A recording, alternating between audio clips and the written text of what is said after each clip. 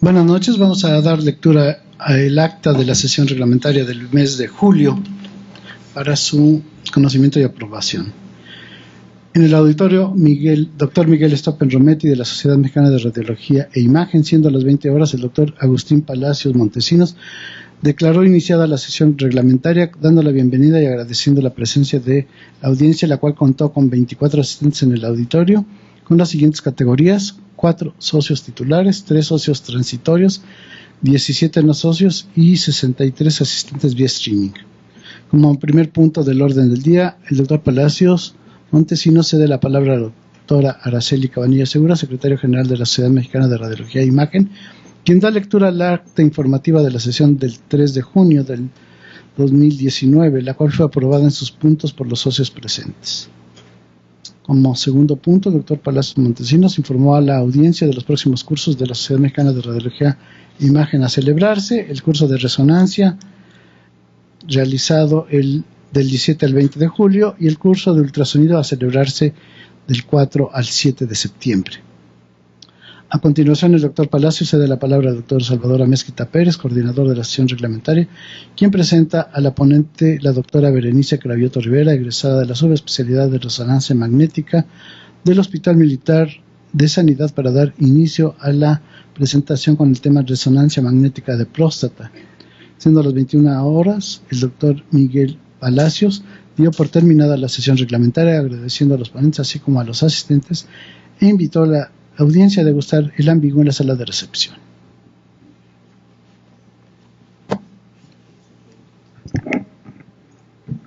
Vamos a pedir la aprobación del acta, si están de acuerdo. A favor de levantar la mano derecha. Ok, gracias. Muy bien, continuando con algunos anuncios. Quiero recordarles del 18º Curso Internacional de Ultrasonido, que está próximo, es del 4 al 7 de septiembre. El hotel es el Hotel Crown Plaza en la Ciudad de México.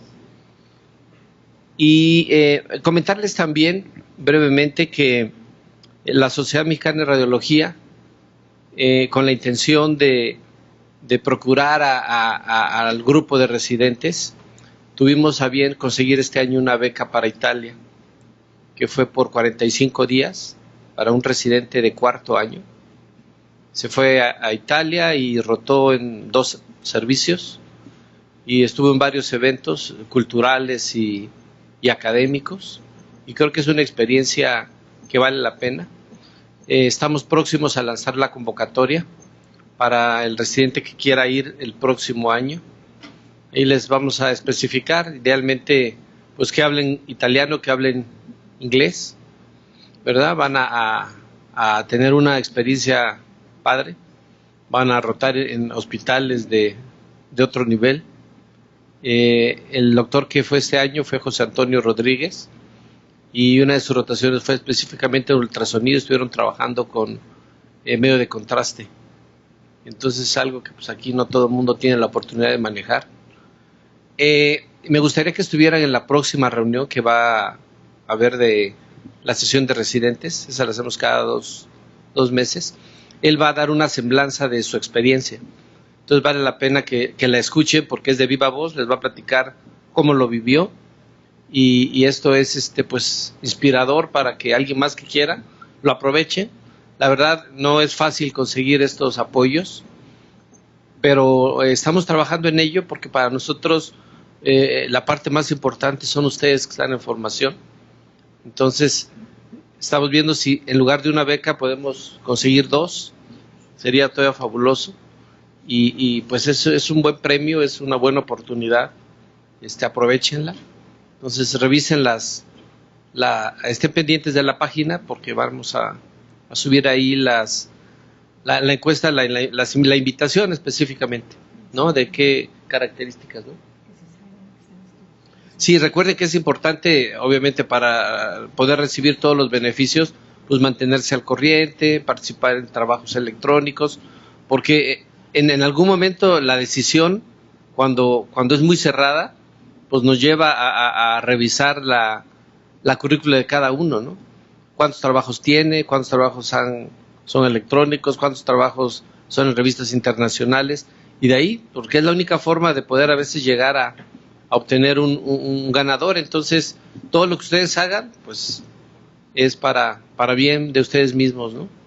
Recuerden que en el ARRS también enviamos los mejores trabajos electrónicos, y esto les da a ustedes también un reconocimiento que empieza a ir formando parte de su currículum. Pero en especial, esta rotación a Italia, que está en combinación con laboratorios Braco, creo que es una experiencia que deberían de tratar de aprovechar.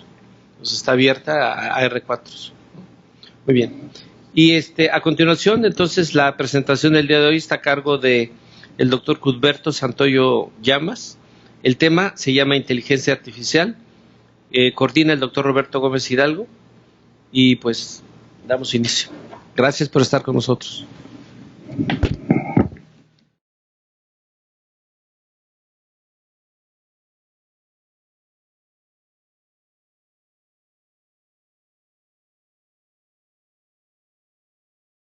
Investigación, porque no tenemos inteligencia artificial en México.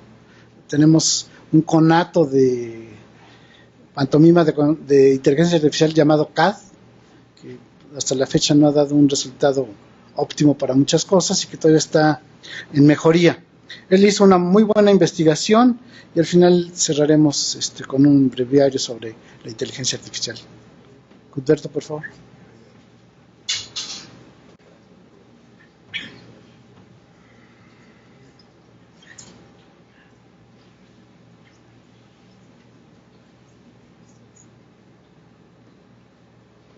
Bueno, mi nombre es Cudberto Santoyo Llamas, soy residente del cuarto año del Hospital Médica Sur. El tema de hoy vamos a hablar de inteligencia artificial y vamos a hacer, pues, empezar con una introducción de lo que es la inteligencia artificial. Vamos a pasar a hablar un poco de la historia de cuándo empieza la inteligencia artificial. Después un poco las definiciones para entender cómo ha evolucionado y cómo se integra la inteligencia artificial. Y posteriormente, pues, hablar de cómo se crea actualmente y cómo funciona en la actualidad en las áreas, en los campos de investigación de la inteligencia artificial. La introducción la quiero hacer con dos videos para darnos una idea de las ramas que tiene la inteligencia artificial, puesto que a veces tenemos ideas un poco distorsionadas de lo que es. Este primer video es una entrevista que le hicieron a un droide o un robot, quien fue ganador en el concurso de la ONU como el mejor droide.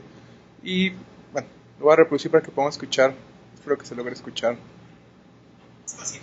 un poquito. Una cámara integrada en el pecho, ¿vale? Es una cámara de reconocimiento facial, ahora mismo está reconociendo la cara de Pablo, y no solo eso, no solo reconoce las caras una vez que guarda los datos, sino que también los sentimientos que puede tener la persona con la que está hablando. O sea, ella reconoce si Pablo por ahora mismo estuviera muy triste, ella reconoce que Pablo está triste con sus datos que ha recogido y sabe cómo interaccionar con él, ¿vale? Aparte, aprende como los niños un poco, lo que va haciendo es recoger datos de conversaciones con humanos, conversaciones reales, ¿vale? Sacando datos, lo va acumulando los textos. Es que me está ligando. Está ligando, ¿eh? Todos esos datos tiene una nube propia donde los va almacenando y con esos datos los va. Con todo eso, luego puede tener conversaciones con humanos cada vez más mejoradas. Me gustaría que saludases, Sofía, que saludases a la gente que está aquí. ¿Está pensando ella? ¿Puedes saludar? Hola a todos. Estoy emocionada de estar aquí. Gracias por invitarme.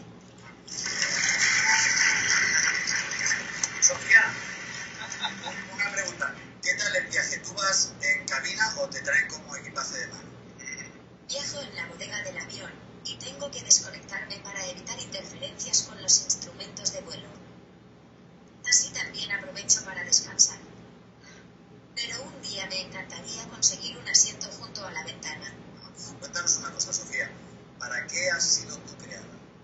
Para interactuar con vosotros. Por eso nos parecemos. Así mi inteligencia y la vuestra se pueden sumar, y juntos nos acostumbramos a colaborar pensando en el futuro. ¿Tu aprendizaje tiene límites? Creo que no. Estoy creada para eso y es lo que más me gusta. Aprendo de vosotros y me he dado cuenta que siempre habrá cosas nuevas que podéis enseñarme. ¿Tú eres una máquina? Sí, soy un robot. Soy un tipo de máquina. Pero en cierto modo los seres vivos son una máquina biológica. Con el tiempo, la distinción entre vida y máquina enojarse aún más. El video es importante porque hay que abarcar dos cosas, o tres que habla como droide. La primera es que su inteligencia es relativamente infinita mientras que el sistema dure. Entonces las máquinas pueden aprender como nosotros vayamos enseñando a cada una de ellas, según lo que queramos enseñar. La segunda es que ellos tienen nubes, es decir, ellos pueden acumular la información en un lugar no físico, o no tienen que estar en el lugar donde estamos trabajando. Y la otra es que pues es parte de que las máquinas no es que nos suplan de alguna manera, pero sí nos van a ayudar a desarrollar nuevas tecnologías. ¿Vale? La inteligencia artificial que ven aquí en esta imagen es inteligencia artificial general, que es una de las ramas. La rama de los droides, la rama que tiene una interacción humana completamente. No es la rama que investiga la radiología actualmente.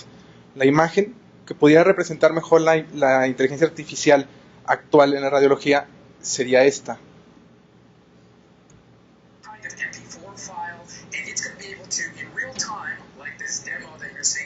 Lo que pasa en este video, lo que pueden ver, lo que él va diciendo es cómo una máquina va reconociendo todas las cosas que van pasando en un video en tiempo real.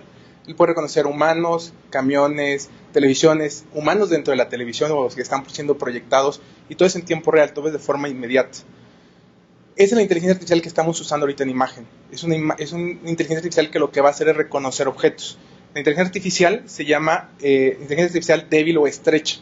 Es decir, interpreta una serie de información o de imágenes y en base a una base de datos va a caracterizarlas y les va a dar un sentido o les va a dar una definición.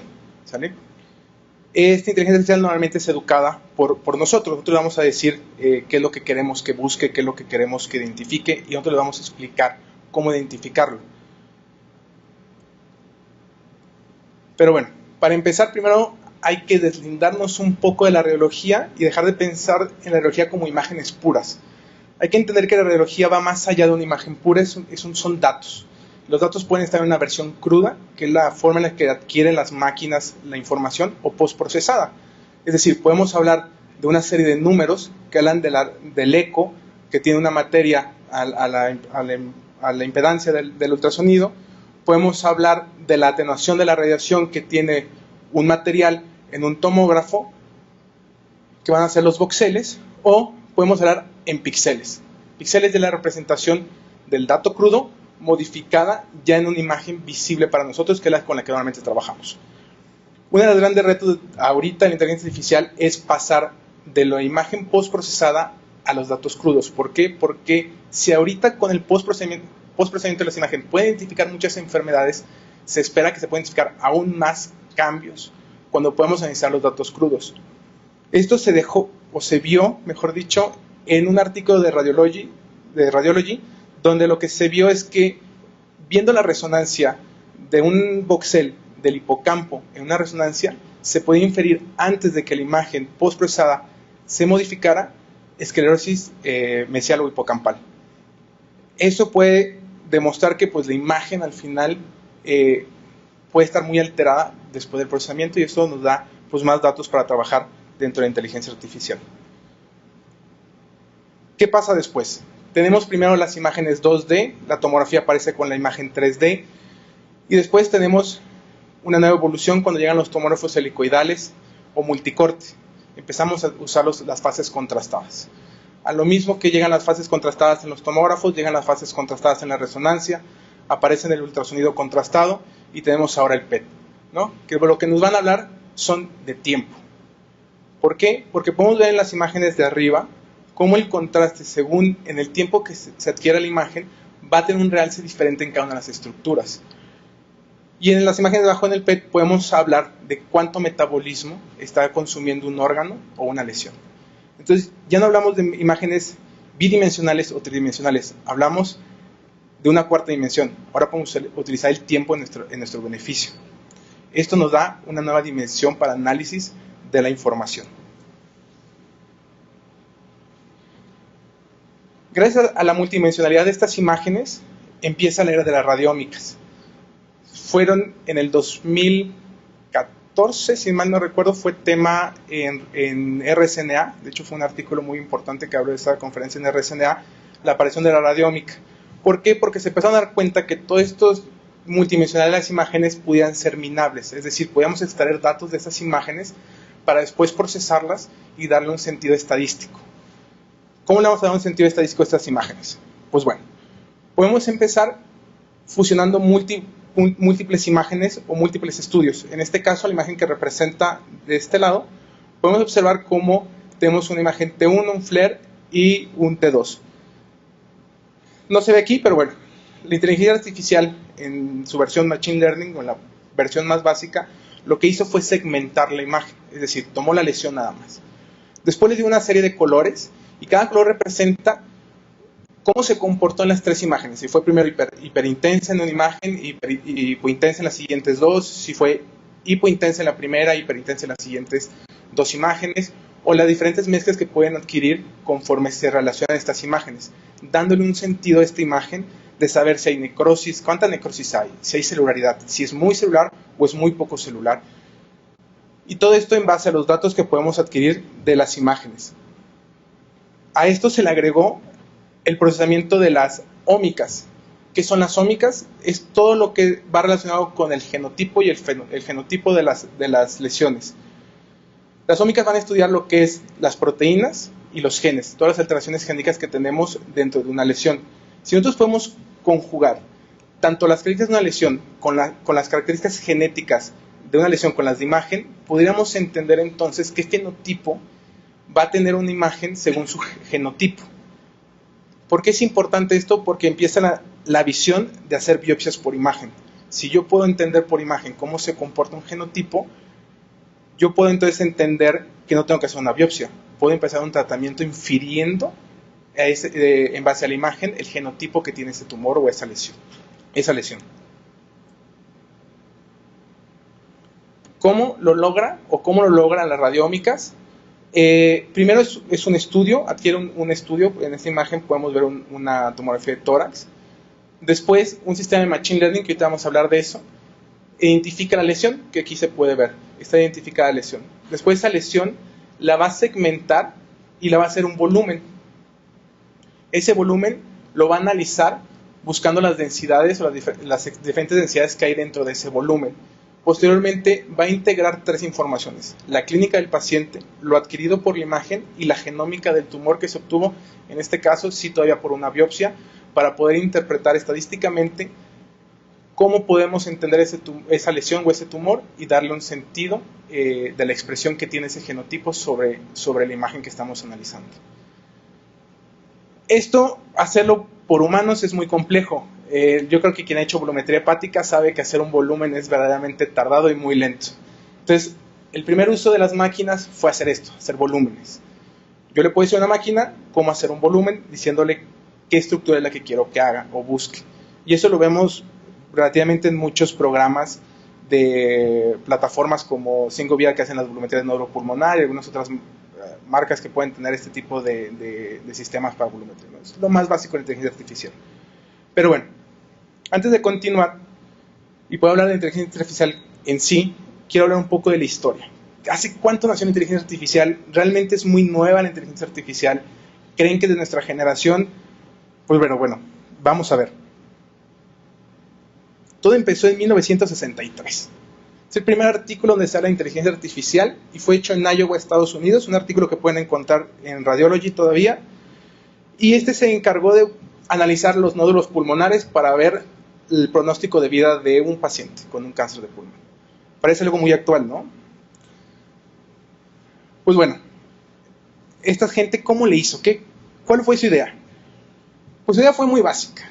Relativamente fue describir el nódulo por localización, forma, tamaño, densidad y algunas cosas que pudieran asociarse al nódulo. Creo que es lo que hacemos todavía, meramente que lo seguimos haciendo de forma manual. Él inteligentemente dijo, vamos a hacer una serie de tarjetas donde yo voy a perforar según mi evaluación del nódulo, en base a las características pueda darle ciertos datos, ciertos valores. Entre más grande, más valor; entre más especulado, le doy un valor más alto. Y las perforaba, estas eran las tarjetas. Están perforadas y cada número representa una de las características. Es el nódulo que está evaluando en el estudio. Esta tarjeta la metí en una computadora de 1963, que son unas máquinas enormes. Y bueno, la computadora arrojaba un dato. ¿Qué resultados tuvieron? Bueno, básicamente los resultados fueron muy buenos para los nódulos pequeños, los que eran todavía muy pequeños y que sobre todo no tuvieran alguna enfermedad asociada con una telectasia o alguna neumonía. ¿Por qué? Porque la máquina perdía un poco la identidad o no podía identificar de la misma forma el nódulo y eso pues le perdía sensibilidad. Pero aún así era muy sensible. ¿Qué tan sensible era? Pues bueno, pueden ver esta imagen. Estas son las placas originales, las cuales fueron descritas en base a las tarjetas, y un año después hicieron que un dibujante, en base a esa lectura de tarjetas, dibujara lo que la computadora estaba analizando. Si se fijan, la diferencia pues no es mucha. O sea, realmente la computadora era capaz de reconocer la descripción que nosotros le damos en esa época. El que concluyó, pues bueno, en base a su investigación lo que concluyó realmente fue lo que les decía. Entre más pequeño el nódulo y con menos patología anexa, pues más puede identificar el pronóstico de vida del paciente con este tumor pulmonar. Pero lo que más me interesó de este artículo fue esta conclusión que él dio y se las voy a leer. Y él decía, no hay duda que la tecnología tendrá una gran influencia en la medicina en la siguiente década. Esto se verá reflejado en una mayor eficiencia en la operación de los hospitales y en el almacenamiento de la información. ¿Por qué no hacemos algo nuevo? Veamos cómo puedo facilitar el trabajo a los radiólogos. En el 64 se presenta un nuevo trabajo, igual un artículo que lo pueden ver en Radiology, donde ahora lo que él busca es hacer un análisis del índice cardiotorácico. Entonces, en este caso dice, pues ya, las tarjetitas ya no es lo de hoy, vamos a hacer algo diferente. Entonces, él planea este algoritmo, que es un algoritmo de Machine Learning, como lo podemos usar ahorita, que únicamente lo que dice es qué pasos va a hacer la computadora para poder identificar lo que es el índice cardiotorácico. Pues bueno, sus resultados. Hubo una gran relación para medir el índice cardiotorácico con estas máquinas. ¿Cómo lo pudo hacer? Pues fácil. Digitalizó las imágenes. Agarró una imagen, la escaneó, la metió en una cinta magnética y hizo que las computadoras leyeran la cinta magnética. Y gracias a eso pudo tener la capacidad de hacer estas mediciones, ya sin necesidad de describirlo. Básicamente lo que hacemos ahora, simplemente que ahora le llamamos DICOM. Y es probablemente un poquito más rápido que lo que él se tardaba en digitalizar. Su único error, que yo creo que cualquier radiólogo se enojaría hoy, fueron todos estos objetos. Cuando tienes un objeto metálico y utilizas una máquina que busque un borde donde es blanco de un lado y negro del otro y te encuentras un borde blanco de repente, pues la máquina va a decir, pues no sé qué me estás diciendo, pero pues yo medio veo aquí que hay algo y pienso que es esto, ¿no? Ese es un obstáculo que se presentó en esa época y un obstáculo que más adelante vamos a hablar, que actualmente es parcialmente también un problema que se ha estado solucionando con la inteligencia artificial actual. Pero otra de sus conclusiones que me llamó la atención fue la siguiente. La conclusión de su artículo es referir a lo siguiente. Debemos entender que deben ser equipos multidisciplinarios quienes desarrollen esta tecnología. Bioingenieros y gente de las ciencias de la computación. Siempre deben estar liderados, o es una de las ideas más grandes que se presentaron en la ESOR, que sean liderados por radiólogos. La importancia de liderar este tipo de proyectos es porque ellos no tienen idea de lo que buscamos nosotros. Nosotros podemos decirles qué es lo que necesitamos para hacer nuestros reportes. Cómo mejorar nuestro vocabulario para hacer este tipo de inteligencia. Pero bueno, entremos a lleno las definiciones de inteligencia artificial en la actualidad. Ya hablamos un poco de historia, ya hablamos que esto lleva más de 50 años. ¿Por qué se detuvo un poco la inteligencia artificial? Lo primero es que entre más grandes sean las imágenes como en las tomografías, más información se requiere procesar, más pesados la información, más sistemas más robustos necesitas y son más caros. Hubo un tiempo que se detuvo la información por esto, pero después aparecieron los nuevos procesadores gráficos, las unidades gráficas, los cuales permitieron en 2015 aumentar la capacidad de procesar información de forma más rápida, lo que hizo un segundo boom en las redes neuronales, que ahorita vamos a hablar que es la última evolución de la inteligencia artificial. Esto se dio hacia el 2014-2015 también y por eso ha regresado a nuestros días, digámoslo así, el procesamiento de imágenes. Inteligencia artificial, ¿qué es?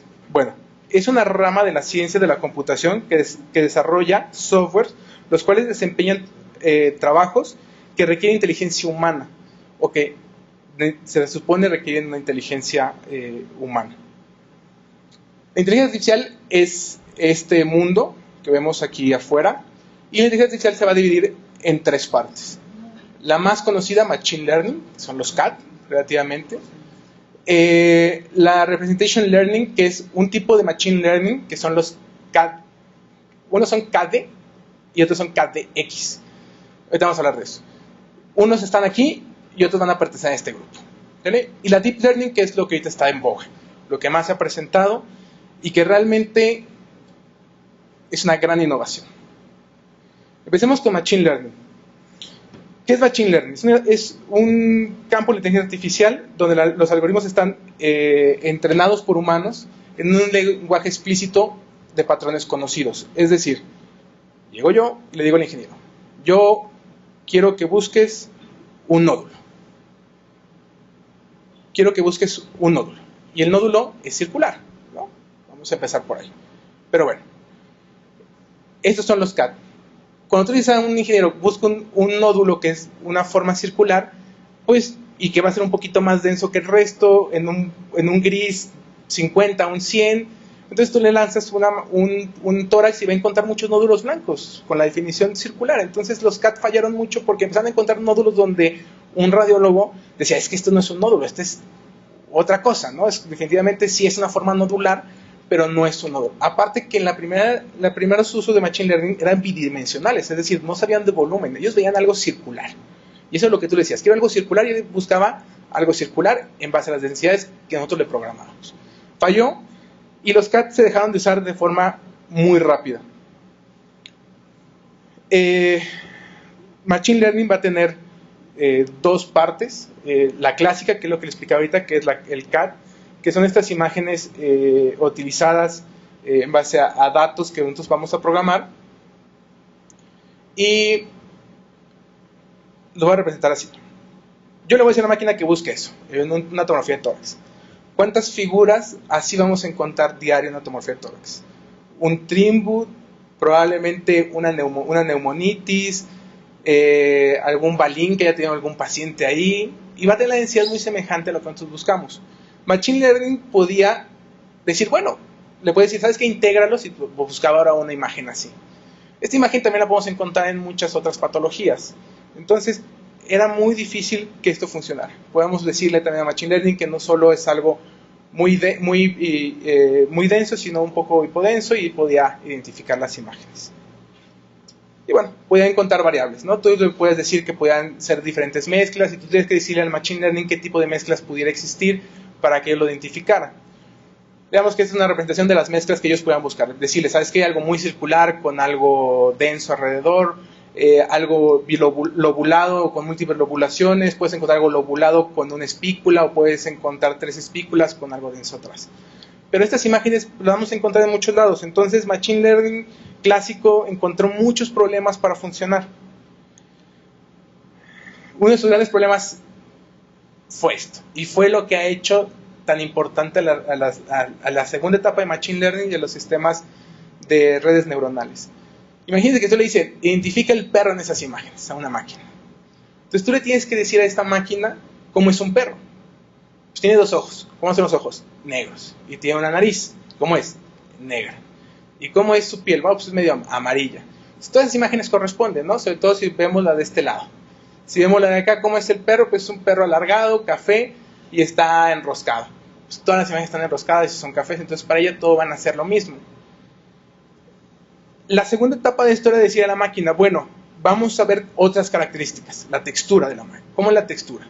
Pues bueno, uno es peludo, el otro tiene una simetría entre ojo y ojo, tiene que ser simétricos, la simetría entre el ojo y la nariz tiene que tener cierta medida, tiene orejas, tiene un fondo, porque mayor parte de estos estudios no tienen un fondo, tiene una nariz que es alargada, y esto permitió que las nuevas máquinas, las nuevas etapas, pudieran detectar nuevas estructuras, que fue lo que empezó con la Machine Learning en su versión representativa. En este caso no se utilizaba una interfaz humana, es decir, el hombre no era quien la programaba, sino que un algoritmo aprendía por sí mismo a reconocer los sitios de interés. ¿Cuál fue el origen de este problema? En muchos casos es que en las imágenes que inicialmente se usaban eran para reconocer objetos en el ambiente. Entonces, si tú tenías una neblina, pues no podía reconocer una señal porque la neblina obstruía y no reconocía las A's o los signos que representaban esa señal. Entonces, si tú le agarras una serie de imágenes y le dices, mira, todas estas imágenes son la misma señal, meramente que son en situaciones diferentes, unas con sol, unas con sombra, unas con neblina, unas están de noche y están siendo reflejadas por una luz. La máquina dice, entonces tú quieres que yo reconozca una señal de alto y tú me enseñas estas imágenes en diferentes modelos, entonces yo voy a reconocer que esta señal de alto tiene una A, pero esa A puede estar partida, o puede aparecer únicamente la parte alta de la A, que es una forma triangular, o puede aparecer únicamente una línea de la A. Entonces yo ya puedo identificar ahora que eso es una señal de alto sin tener que identificar toda la imagen, sin tener que corresponder exactamente a la imagen que yo le programaba como humano, sino que la máquina empieza a reconocer por sí misma las imágenes. Esta fue la segunda evolución y son los llamados CAD-DX, porque aparte estas imágenes daban una respuesta. Es decir, tú tienes una mastografía, la pasabas por el CAD y podía detectar una lesión sospechosa, en base a lo que tú como humano le podías decir. Pero bueno, tú puedes hacer un ROI a partir de eso, es decir, identificaba la lesión. Y después ese ROI o esa área de interés la pasaba a un CAD, donde él ya estaba educado para decir si eso no es. Entonces, la segunda parte de Machine Learning lo que hacía era preprocesar esa imagen, extraer las características de esa imagen y clasificarla y decirle, ¿sabes qué? Eso no es un nódulo. Las características que tú me estás diciendo no son lo que a mí me enseñaron como nódulo. A ti te parece, pero a mí ya no me parece un nódulo. O si es un nódulo y tiene las características de malignidad. Entonces ahora sí te lo voy a clasificar. Te voy a dar una respuesta de qué tipo de nódulo estamos hablando. Si es bueno o malo. Esta fue la segunda evolución y son los llamados KDX. Tampoco tuvieron una gran función hasta ahorita relativamente que, bueno, en el hospital hay unos de placas para carótidas que pueden identificar placas blandas de placas duras automáticamente, sin que nosotros tengamos que tener que hacer nada. Automáticamente el sistema puede reconocer, desdoblar la carótida completa, tanto la interna como la externa, en base a lo que se le educó al sistema como la anatomía normal de este tipo de estructuras vasculares. Pero bueno, llegamos probablemente a la parte de más interés en esta época, Deep Learning. ¿Qué es Deep Learning? Bueno, es un tipo de Machine Learning o de inteligencia artificial que está caracterizada por estas redes neuronales dispuestas en varias capas. Son llamadas CNC o Convolutional Neural Network. Es la parte más profunda de la inteligencia artificial y esta está representada como neuronas. Es decir, tomaron como molde el sistema nervioso central para llevarlas a procesar las imágenes. ¿Cuál es lo más interesante de esto? Que aprenden por sí mismas. Esa es la definición clásica, está en los artículos de Radiographics. Es un tipo de aprendizaje de representación en el que el algoritmo aprende una composición de características que reflejan una jerarquía de estructura en los datos. La representación compleja se expresan en términos de representaciones más simples. Esos sistemas de aprendizaje profundo proponen un enfoque de extremo a extremo mediante el aprendizaje de características simples, como la intensidad de la señal, los bordes y la textura. Pero vamos al siguiente nivel. Vamos a buscar como componentes de características más complejas como formas, lesiones u órganos y por lo tanto aprovechan la naturaleza de la composición de las imágenes para dar su información. ¿Qué quiere decir esto? Si yo primero tengo que decir a un sistema, oye, es una bola que puede tener espículas y de fondo puede ser un poco más denso o sin una densidad de fondo, yo ahora le puedo decir al sistema, esto es lo que yo busco. Y esto es lo que yo busco como bueno y esto es lo que yo busco como malo. Y él lo va a aprender. Él va a extraer esas características en dos maneras. Una, primero va a hacer una capa que es la capa de características simples. Y después va a mezclar esas características simples para sacar las características complejas. Pero bueno, ahorita lo vamos a ver de una forma más representativa para que lo podamos entender. Esto es lo que va a hacer la imagen. Va a tomar una serie de jerarquías de información, donde va a tomar el órgano, va a tomar los bordes del órgano, va a tomar la textura del órgano, en algunos casos va a tomar si hay mucho contraste o poco contraste, va a aplicar una serie de filtros y de una serie de jerarquías que el sistema tiene por automático para después darte una información. La va a integrar primero, identificando dónde está localizada la lesión que estás buscando o que encontró, la va a segmentar y posteriormente te va a dar una respuesta. ¿Cómo lo logra?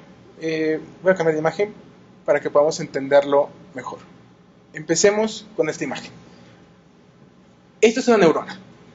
Toda la podemos identificar, tiene una serie de dendritas, tiene un cuerpo, tiene un axón y tiene una salida. ¿Sale? ¿Qué va a pasar a otras dendritas? Las capas están formadas por estas dendritas. Es decir, yo le voy a decir, la primera capa vas a identificar bordes. Las cosas simples. Textura y tamaño. Va a mezclar estas tres características en su cuerpo neuronal. Va a potenciarlas y les va a dar un valor. Les va a asignar un valor y después de asignarles un valor te va a dar una respuesta. ¿Es bueno o es malo? Esto es muy sencillo si lo vemos como una sola neurona, ¿cierto? Pero vayamos al cerebro. El cerebro está lleno de neuronas, ¿cierto? Y son muchas neuronas las que van a interactuar entre sí, no solo una. Entonces, ¿qué pasa si yo pongo esas características que hablamos? Tamaño, bordes, textura y realza el medio de contraste. Te voy a decir la máquina, ¿qué te parece si yo mezclo estas 4 en esta? Puedo mezclar estas 3 en esta, puedo mezclar otras 3 en esta y otras 3 en esta. Y a cada uno les va a asignar un valor. Va a decir, si yo mezclo este grupo de características, me da un resultado. Y si mezclo este otro grupo, me da otro resultado. Y aquí me va a dar otro resultado y aquí me va a dar otro resultado. Pero eso no es suficiente. ¿Qué pasa si ahora lo paso a un siguiente nivel? Y veo qué pasa con esas nuevas características. Es decir, ya no solo mezclé 3 características, ya mezclé 16 diferentes formas de entender las características de una imagen para dar una respuesta. Esto pasa por cientos de neuronas hasta dar una respuesta final que es un sí o un no. ¿Cómo te va a dar un sí o un no? Pues bueno, podemos hacerlo de 2 maneras. La primera es que tú eduques al sistema. Los sistemas todos pueden ser educados. Tú le puedes decir, mira, este es un nodo pulmonar malo, este es un nodo pulmonar bueno. Tú le dices al sistema y el sistema va a reconocer inmediatamente, en base a estas redes neuronales, va a separar todas las características, tanto complejas como simples, y le va a asignar un valor. Y la otra es que tú dejes que el sistema piense por sí mismo. Esa es la parte más peligrosa, para muchos dicen, pero probablemente es la que más ha funcionado, porque ha sido certera. ¿Y cómo han demostrado esto? Lo han demostrado creando una computadora que compite contra otra computadora. Han creado una computadora que hace imágenes falsas para intentar engañar a otra computadora. Y la computadora ha identificado las imágenes falsas. Para que una computadora deje de ser lo suficientemente sensible, tiene que tener aproximadamente un 32% de error en los valores que se le asignaron en su educación. Y aún así su seguridad es como del 91%. Es decir, bajó del 96 como el 91. Entonces realmente una computadora es muy fiable. ¿Cuáles han sido algunas de las barreras? Bueno, algunas de las barreras que han tenido estos sistemas han sido sobre todo el que no hemos tenido o no tenemos unos protocolos, sino que simplemente cada hospital es un protocolo diferente. Cuando tú educas una computadora requieres entre 10.000 y 50.000 casos dependiendo de la red neuronal que tú vayas a utilizar. Pocos hospitales pueden tener 10.000 casos de una sola enfermedad. Entonces normalmente lo que están haciendo ahora son biobancos que les llaman. Y son biobancos de imágenes, pero deben tener ciertas características para que las computadoras las puedan leer. Porque un problema ha sido de tener una computadora entrenada en un hospital que responde al 90, pasar a otro hospital puede modificar su sensibilidad, porque el comportamiento o la lectura de la imagen en sus texturas está modificada por el timing del contraste, por el tipo de miliamperaje que se utilizó en el paciente, por los cortes que se utilizaron, y eso ha hecho un poco difícil. Pero los humanos somos tan inteligentes que creamos una computadora que intenta compensar los errores para intentar normalizar este tipo de cosas. Entonces ha sido un dilema ahorita, uno de los temas ha sido intentar normalizar eso, como decíamos al principio, que era intentar hacer el lenguaje lo más sencillo para nosotros. Y el lenguaje también es en hacer las imágenes lo más sencillas y lo más fácil de leer entre nosotros, haciendo únicamente los protocolos que son necesarios para cada enfermedad. Pero bueno, a medida de resumen de lo que acabamos de ver, vamos a entender lo primero como un programa que entramos en nuestro celular como una calculadora de nódulo pulmonar. Yo le doy las fechas a la calculadora y la calculadora me dice de un seguimiento en 6 meses. Entendamos lo segundo como Machine Learning, como la máquina de los CAD, que lo que hacían es yo como humano le digo qué es lo que quiero y esa máquina va a buscar en las imágenes que yo le asigne, va a identificar lo que yo le expresé en la codificación de datos. Representative Learning es la computadora, yo le enseño, esa computadora aprende y va a buscar en el grupo de imágenes lo que aprendió en base a lo que yo le enseñé. Y Deep Learning, tú le enseñas, o puedes no enseñarle, va a evaluar primero las cosas simples de la imagen, va a integrarlas en sus capas neuronales, las cosas complejas, va a hacer un mapeo de la información y te va a entregar una respuesta. ¿Sale? Las respuestas de estos dos últimos son respuestas que estamos hablando no solo de que si es bueno o malo, te puede decir cuál es el seguimiento que le tienes que dar al paciente. Y probablemente una de las ideas o de lo que se está desarrollando es decir qué tipo de tumor es, o sea, y genéticamente qué tipo de tumor estamos identificando. Si tiene una variante genética que requiere algún tipo de tratamiento específico, no solo decirte, es tumor, es un neuropulmonar, un estadio T3, no, o sea, te va a decir genéticamente probablemente qué tumor es. Es una imagen de lo que podemos ver como Machine Learning, se le da una orden al paciente, a la máquina, regresa la información y bueno, la decisión o la recomendación la toma el médico y la expresa. Uno de los nuevos bloques que han hecho en inteligencia artificial es hacer otro sistema que es hace el procesamiento, el Machine Learning o la CNN o la sistema neuronal y da una explicación. ¿Por qué? Porque el miedo de la mayor parte de los médicos es, pues, ¿por qué me dices que es malo? ¿No? O sea, ¿qué quiere decir que es malo? ¿No? ¿Por qué tú dices que es malo? Entonces, una de las nuevas interfaces es que esa inteligencia artificial le explique al médico o al operante por qué está asignando esta categoría al estudio. Básicamente así se ve una red neuronal. Lo voy a hacer un poco rápido por el tiempo, pero bueno. Esta red neuronal lo que intenta es colitis. Las redes neuronales están hechas para una sola patología. Entonces te dice, bueno, voy a identificar en base a una serie de voxeles o de ROIs, va a recorrer toda la imagen. De izquierda a derecha, arriba a abajo, va a recorrer toda la imagen. Y él va a ir identificando lo que corresponde a lo que ella aprendió. Los bordes, las características, la textura. Y va a decir, bueno, estas son áreas que me llaman la atención. Todos estos. Las identifica y después en base a las redes neurales que les explicaba, va a ir tomando la información para integrarla y darle un sentido y poder dar una respuesta. O sea, va a integrar esos ROIs, va a identificar si tiene líquidos, si hay áreas muy densas, áreas probablemente de tejido más blando, y en base a esas características pues ya te pueda decir si es colitis o no. Y la respuesta te la va a dar aquí, si es o no es colitis. ¿Cómo se ve la inteligencia artificial en un futuro? La inteligencia artificial ahorita está muy abocada sobre todo a cosas de urgencias y a onco. ¿Por qué? Porque siguen siendo dos patologías importantes, sobre todo la oncológica, por el seguimiento y los tratamientos que tienen que dar. Y en urgencias, porque en algunos casos no hay radiólogos, entonces pueden reconocer neumotórax con muy facilidad porque son muy visibles, digámoslo así, para la identificación de imágenes, y algunas fracturas. ¿Cómo se vería un paciente en la época de la inteligencia artificial? Primero, hace su estudio, se postprocesa el estudio, la máquina analiza la información y emite un reporte. Este reporte que va a entregar el tipo de lesión que está viendo, si él considera que tiene que haber un seguimiento o no lo tiene que haber, cuándo va a hacer el seguimiento, qué fase le vas a dar en la tomografía, si es con contraste o sin contraste, y se va a integrar después a todo su análisis clínico. Aquí interviene la radiómica. La radiómica es integrar todos estos datos clínicos con la imagen y generar otro reporte nuevo, donde puedes decirle, oye, tu tumor sí está respondiendo, tu tumor no está respondiendo a la quimio, qué tanto está respondiendo, si se modificó algo en el tumor. Es así como se ve en la parte del paciente. ¿Cómo se ve en la radiología? Primero, va a identificar la lesión. Ya que la identifica, hace una separación, que es lo que veamos. Identifica la lesión, hace un ROI o un box, va a crear una imagen tridimensional para después dar un diagnóstico y luego estadificar la lesión. Una vez estadificada la lesión, las mismas redes neuronales pueden darle seguimiento al paciente. Es decir, yo le puedo decir, este es el primer estudio, este es el segundo estudio, y la red neuronal le puede dar una monitorización al paciente conforme ha ido evolucionando. Entonces, ella misma te puede decir si realmente ha mejorado el paciente o no. Y no solo se va a basar en una sola imagen, sino que puede integrar todos los estudios que ha tenido.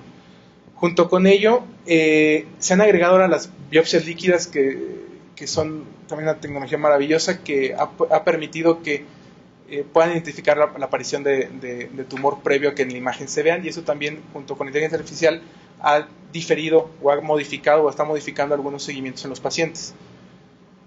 Pero bueno, básicamente lo que veíamos en la imagen pasada, cómo las redes van a hacer todo esto. No es una sola red, son varias redes los que van segmentando las imágenes. Primero detecta y te dice son metástasis. Ya sabemos que son metástasis, es lo primero que ella te va a decir. Son en esta imagen, ¿no? La ve y dice son metástasis. Le dice, bueno, entonces dime qué voy a hacer con estas metástasis o de dónde vienen estas metástasis. Ah, ¿tú quieres saber de dónde vienen? Muy bien, déjame, las voy a identificar. Ya las identifiqué, ya sé dónde están en el hígado. Yo ahora las voy a segmentar.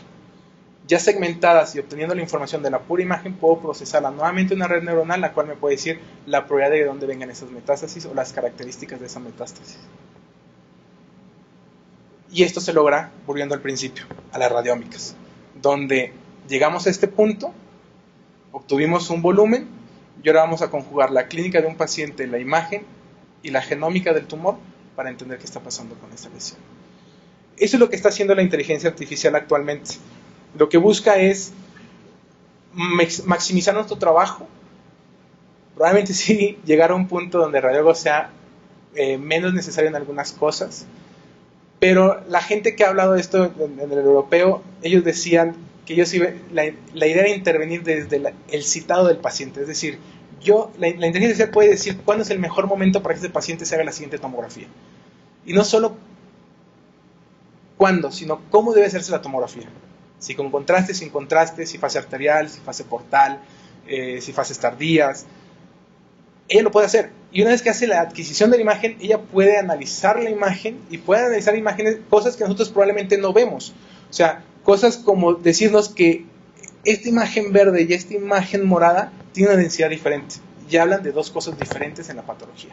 Es decir, pueden hablar de zonas muy celulares o de zonas de necrosis o de zonas donde hay un ambiente de proteínas que está ayudando a que crezca más el tumor, o que esta característica de esta distribución de las células habla de que es una mutación que no es sensible a la primer esquema de tratamiento, sino hasta el tercero. Entonces, pues este paciente, ¿por qué le van a empezar el primer esquema si ya sabes por imagen que eso va al tercero? Efectivamente, nos ayudaría mucho y sobre todo a muchos pacientes a mejorar su tratamiento y seguimiento. Es una visión muy general.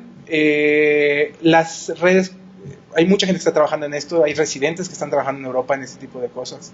El ESOR este año estuvo lleno de varios residentes que hablaron de estas características, de este tipo de trabajos. Mucho está en investigación, algunos ya están operando en algunos hospitales para ver cómo funcionan. Y la gente está apoyando mucho que se puedan crear biobancos o bases de datos suficientemente grandes para poder entrenar las redes. Y esto pues depende mucho de lo que decía al principio, en el 1963, es poder hacer un lenguaje muy específico y muy directo a lo que hacemos. Desde cómo hacemos las imágenes, desde cómo las adquirimos, hasta cómo expresamos nuestro idioma para darle un sentido. ¿Por qué? Porque mucho de lo que ellos también decían, y se lo preguntaban a un hindú, él hablaba de una mutación de un tumor de pulmón, y él decía, yo puedo saber si el tumor tiene esa mutación o no con la imagen. Es un experto en el área y te decía, yo sé que ese tumor no va a responder al primer tratamiento. Y eso es lo que están haciendo las máquinas, es volverse expertas en algo y poder darnos esa información. En la plaga esta de la peste negra que casi acaba con Europa, y lo que tenemos ahora en una tablet o en un teléfono para identificar imágenes. O sea, ese es el cambio que hubo de este pensamiento mágico a esta magia realmente de la tecnología. Dice, la pregunta de si las máquinas nos van a sustituir no es reciente, está mucho antes de que se descubriera la inteligencia artificial, cuando vino la revolución industrial y entonces empezaron a ser desplazados trabajadores que utilizaban las manos por maquinaria y poco a poco se fue automatizando hasta desplazarlos por completo. Y esto nos debe poner en alerta, finalmente eso es lo que va a ocurrir. En este momento no, pero eso es lo que va a ocurrir. En ese momento tampoco lo consideraron, pero finalmente las máquinas sí sustituyeron a algunos trabajadores en las fábricas y en el campo.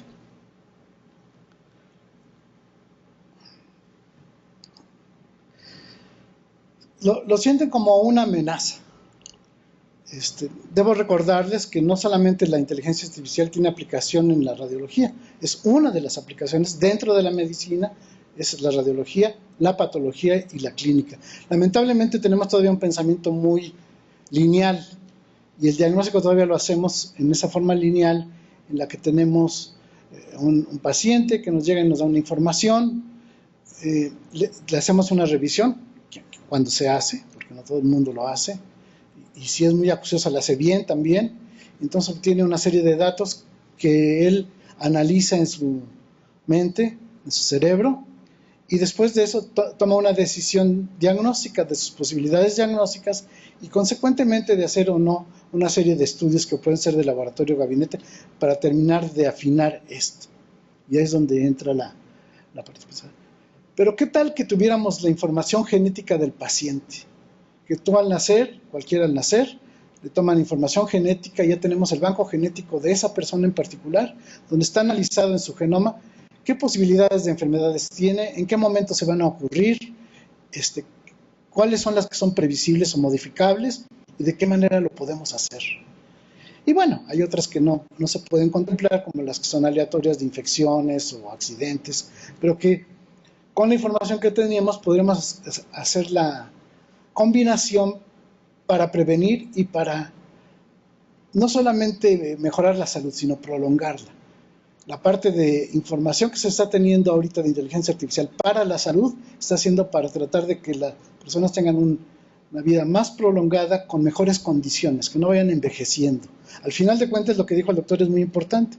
Recuerden que todos somos datos de células que están hechas de moléculas y que esas moléculas tienen una configuración particular y que van alineándose o desalineándose de acuerdo a lo que va ocurriendo con el entorno y el medio ambiente y con el tiempo. Entonces, somos una serie de información. La información es biológica y si nos vamos a la más esencial es información atómica y es información molecular.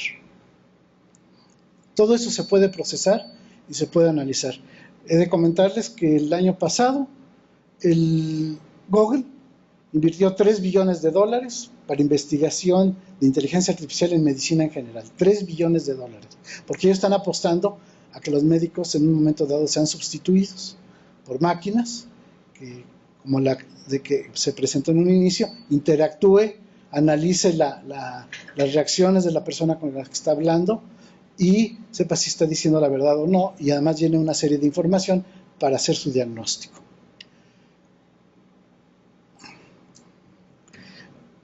Entonces, tenemos esta circunstancia de que podemos tener un análisis únicamente morfológico y también un análisis espacial de estas lesiones que nos van a ayudar a conjuntar cada vez mejor y con mayor precisión. Pero la tecnología está avanzando. Esto que ven aquí es un casco de electroencefalografía que le permite a la persona que se lo coloca tener un registro de encefalografía 24 horas, pero también le puede servir para manejar una computadora, pero también le puede servir para manejar un auto, pero también le puede servir para aprender un idioma con mayor velocidad de la habitual, porque tiene puntos de estimulación específicos que facilitan el aprendizaje. Eso es en la parte que estamos viendo actualmente. Entonces, por eso sí es factible que esto se pueda modificar de tal manera que avance con rapidez. El miércoles salió un artículo de radiología y de inteligencia artificial donde se hace la pregunta, bueno, ¿y la inteligencia artificial va a sustituir al radiólogo? Esa es la pregunta básica. Entonces hace el análisis y dice, bueno, en este momento, en las condiciones en las que estamos, no lo puede hacer, es la conclusión, porque todavía requiere de la intervención del humano para poder seguir creciendo y trabajando. ¿Cuál es el problema de la inteligencia artificial? El problema de la inteligencia artificial es el humano. Somos tan desorganizados, en un hospital se expresa de una manera, en otro hospital se expresa de otra manera la misma patología, los estudios en un hospital se hacen de una forma, entonces no se puede conjuntar eso que están haciendo. Ahorita están haciendo los bancos de datos, pero están cayendo en esa circunstancia de que en el hospital de general de México las tomografías se hacen de una manera. Y en el Hospital de Médica Sur se hacen de otra manera. Y tienen equipos diferentes y no están homogeneizados.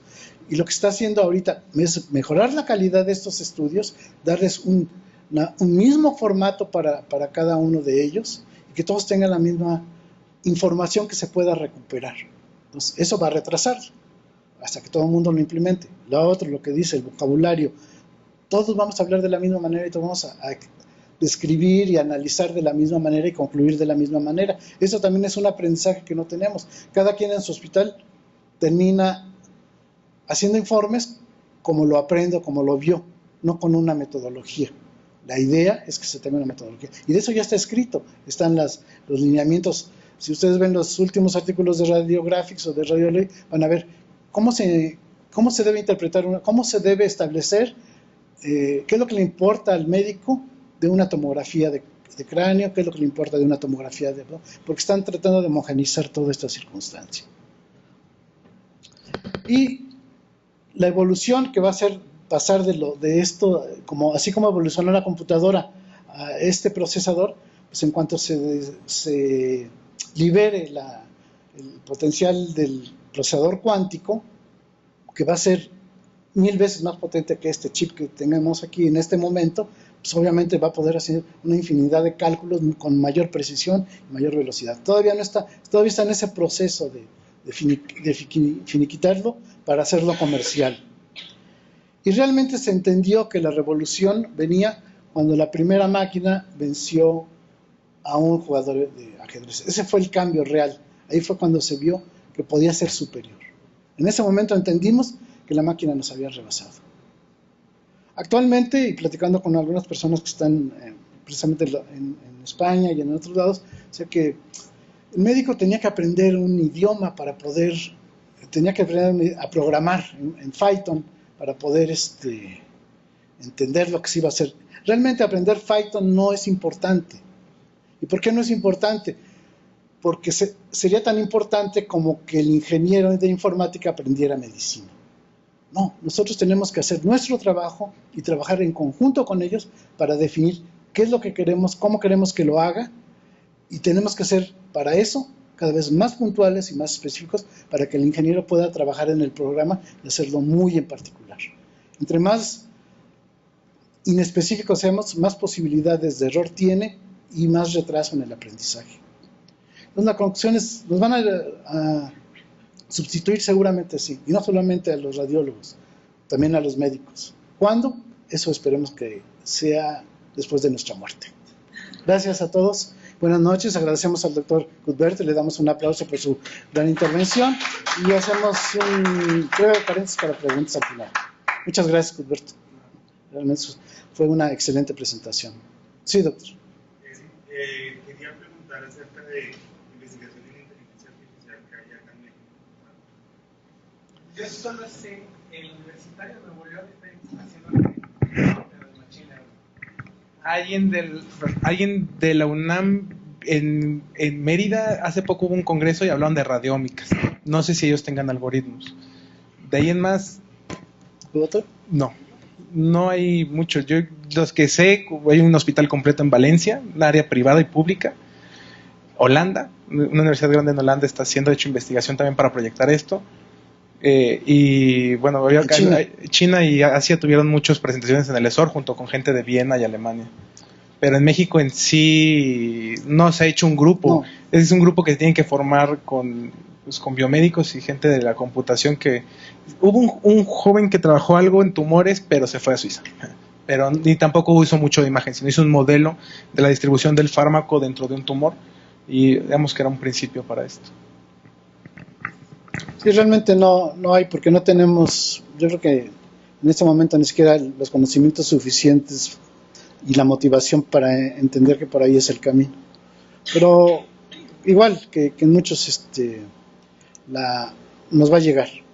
Y quizá, como siempre les he dicho, la primera generación de inteligencia artificial no sea la más conveniente que tengamos, porque cuando tengamos la segunda o la tercera generación, sí ya va a tener una utilidad con mayor presión, que eso es lo más recomendable. Pero si lo tomamos al principio, pues tenemos que ser parte de la investigación.